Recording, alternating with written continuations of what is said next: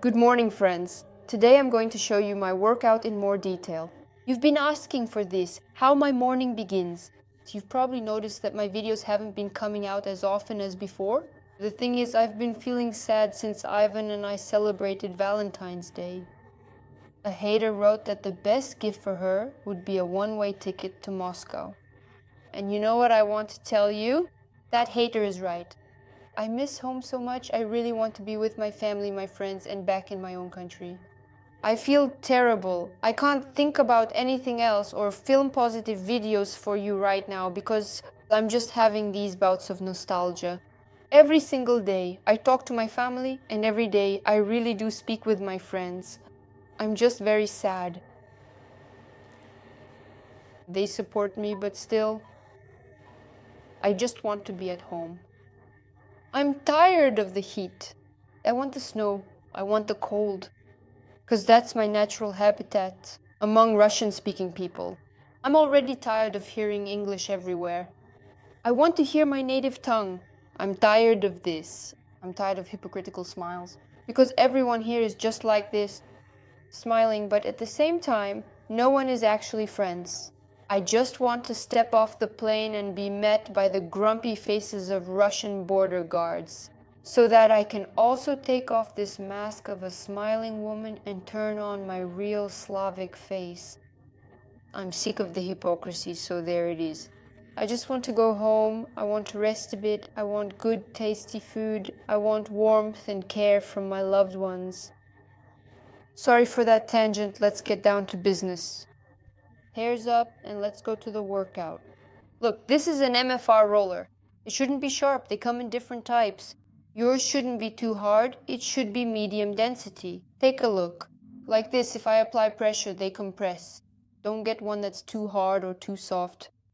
Then there are spiked ones too, you shouldn't get those either. What is it for? It flushes swelling from the body, and if you have fat pockets, it just breaks them down. You won't be able to do this at the gym. An MFR roller, if you work out at the gym, is a great addition to your routine. I also work out at the gym. Maybe I'll show you my workout sometime. You should understand that if you're European, this might not suit you. I'm Slavic and I have an edematous type of aging. I'm the type of person who gets bloated easily, so everything I eat shows on me right away. Like yesterday, I made some pies and ate them. Today the scale shows +1 kilogram, but it's not fat. It's just water weight because I ate carbs, and for me, that's normal. My workouts are what save me. Here's what I start with first. I get up, place my hip down, and position my leg like this. And then I just start rolling. I roll on each side for 5 to 10 minutes for 3 reps. During this time, I put on some show and watch it so the time just flies by. Next, of course, I switch legs and start rolling the other leg. After I've finished rolling my second leg, I start rolling my glutes. I just sit down like this and start moving. Also, if you roll your glutes, girls, it's great for helping with cellulite. If you do this exercise every day for a month, your butt will become very smooth without a single dimple. After rolling my butt, I start moving on the lower part of the thigh, just sitting on the roller. Next is the inner thigh. Just place the roller and do these kinds of movements. I'll show you now. This is how we do it. It's all the same. And we do the other leg. I really love it when women have slim calves, so I do this exercise too. Bloating naturally also builds up in the arms as well. And we do the arms the same way. I'm rolling my arms. This also helps a lot with stretching out the back. And of course, the stomach. Lie down on the roller. And let's start. And finally, the front of the thighs. For this, we just lie down as well. And roll. A workout like this helps keep my body toned and prevents me from gaining weight. But of course, it all really depends on nutrition. You don't necessarily have to keep yourself on strict diets. The main thing is that 80% of your diet is good food, preferably protein and vegetables. And for the other 20%, you can eat fast food, and it won't affect your figure. Nutrition is key, so I'm telling you, It's best to cook all your food from scratch. When I was cooking potatoes, I got comments like, why bother when you can just buy powder, add boiling water, and you've got potatoes? No, you can't do that. First of all, if you're a woman, you should be ashamed to use frozen or pre-made food. You should cook everything from scratch because you're doing it first and foremost for yourself, for your husband, and for your children. Therefore, the quality of the products must be the very best. It should be better than in a restaurant. Cooking isn't hard, it's delicious. You just need to get yourself used to it. I'm lucky I was born in Russia because everyone in my family cooked. And they also teach us to cook in school. We have cooking classes. Besides, I'm showing you recipes.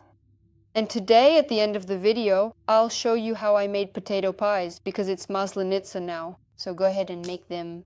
Cooking potatoes isn't hard at all. I do it automatically. I can even switch off my brain at that moment. You can listen to an audiobook, put on some good program to develop yourself. And at the same time, you can do sports, you can cook, you can clean your house. It's not hard at all. You can manage everything, you can stay in shape, you can be beautiful every day, as my grandmother says. Life is too short to walk around looking unattractive. You need to do your makeup every day, dress nicely. It'll be pleasant for you yourself, understand? Appearance, nutrition, sports, it's like good underwear. No one sees it, but you feel confident at the same time. Know what I mean? Same thing with food. So love yourself, don't skimp on yourself, especially women.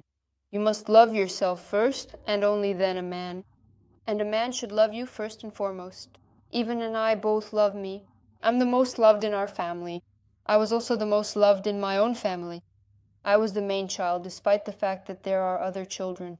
This gives me huge self-confidence. The woman is always in first place. That's good. That's why I'm very glad I was born in Russia. I'm very glad that we have a matriarchy in our country. It gives huge self-confidence and everyone feels happy at the same time. I'll show you now how to make dough for the pies. We take some yeast. I take about 11 grams of it. That's a large spoonful.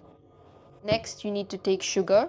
Not to make the pie sweet, but so that the yeast will work. I take the same amount. But you need more yeast. I just realized that, so 2 spoonfuls like this. Actually, I always do everything by eye, but to make it clearer for you, I used a spoon. I mix it all up, and you need to pour in warm water. And now I wait until a cap of yeast rises to the top. That will mean the yeast is ready. For my convenience, I'll do it in a container, but you can use absolutely any bowl. I'm taking pink salt, and I'm adding about a tablespoon of salt. I have this kind of flour. If your country has premium Italian flour or Russian flour under the Makfa brand, be sure to buy it. But in Thailand, this is all they have. It's not very good, but it's the only wheat flour. I'm adding about 400 to 500 grams of flour, maybe a bit more. I have 1,000 grams here. I poured out half, so about 500 grams. That's enough. Mix all of this with salt. Always knead the dough by hand. Don't use a spoon so the dough reacts correctly. See, it's starting to bubble and a small foam cap is forming. Actually, you should wait 5 minutes if you want. You can wait because it should all become like this. Like it is in the middle now. I'm pouring it all in. And I start mixing. I mixed it a bit and look what I'm doing. I'm taking olive oil and adding about 1 tablespoon. Vegetable oil works too, but I don't like vegetable oil because olive oil is much healthier. Olive oil is good for the heart. The dough should be slightly runny, so I'll add some more water. It's Maslenitsa now, so I decided to show you a recipe for piroshki too. Everything related to baking is made during Maslenitsa. I've got a very soft dough. Now watch what happens next. I'm taking a towel. And you need to cover it with a towel and put it in a dark place for an hour. And a warm place is a must. So that our dough rises. It should be very fluffy. Fillings for the piroshki. I'll have 2. 1 is potato. Need to salt it. With pink salt before boiling, and I'm adding water, now all of this will boil. When the potatoes were almost done, I just took 1 onion and threw it in the blender. Now I need to fry the onion until it's golden brown. After you've fried the onion, you need to add turmeric, half a teaspoon of turmeric. So now the potatoes I boiled, put them in the blender along with melted butter, fried onions, and turmeric. Need to blend this to make a potato mousse. It should look something like this. And now I need to taste the potatoes to add salt. Enough salt to your taste, so the dough has already risen. See how it's become all bubbly. I'm taking a bit of flour and sprinkling it on the table, just spreading it so the dough doesn't stick. I'm putting the dough out. You don't need to mix it. You need to handle it as carefully as possible so it doesn't deflate. It's very fluffy right now. We take it, tear off a small piece. Like this, roll it out a bit with your hands. To about this state. Put the potato in here. If you like, you can also saute some button mushrooms along with the onions. Chop them up finely and it'll be really delicious too. In our church, these potato and mushroom pies are considered traditional Lenten pastries. They start selling these pies during holy holidays and they're so tasty. And now we're just going to carefully pinch the edges of this little pie together like this to seal it.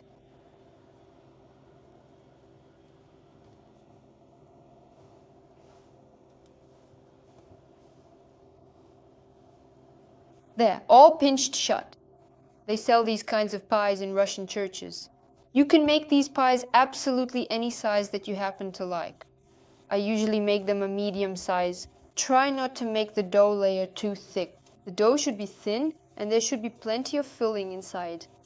Pinching the second one now, closing it up. I've closed the pie. This is the shape it's supposed to have. When you're frying the pie, put it seam side down into the hot oil first. Lower it in and only then should you flip it over. I have some sauerkraut here that I made myself. I want to make a few pies for myself using this cabbage. In Russia, sauerkraut filling is actually quite popular. But I wouldn't necessarily recommend that you try it. Most likely you wouldn't really like it. But if you're curious about how I make sauerkraut and you want to make pies with it, because I also add it to dumplings to make them juicy, I can show you the recipe for it sometime if you're interested. Anyway, I'm making 2 pies for myself. So Ivan doesn't like the cabbage because, after all, Ivan grew up in Europe and he doesn't quite get the taste. So that's why I'm just making these for myself. But if you ever visit Russia, there will be so many pies to choose from because pies are our national dish. And there are all kinds, but the most popular ones among Russians are the cabbage ones. Pies, they can be served as a side dish at the table. People usually have them with tea, and you can even eat a pie like this for breakfast. Or take them to work. This is the shape that mine turn out to be. If they're meat pies, then we usually have them in 2 shapes. If it's a cheburek, it looks like a large dumpling. If it's a belyaj, it's round with a little hole in the middle. But potato and cabbage pies are made in this specific shape. Now I'll show you what it looks like inside. This is how it looks from the inside. It's incredibly delicious. You definitely have to try it. On the outside, it turns out very crispy, and inside there's this potato mousse. Thank you all for watching. Give it a like, leave a comment, and subscribe to my channel.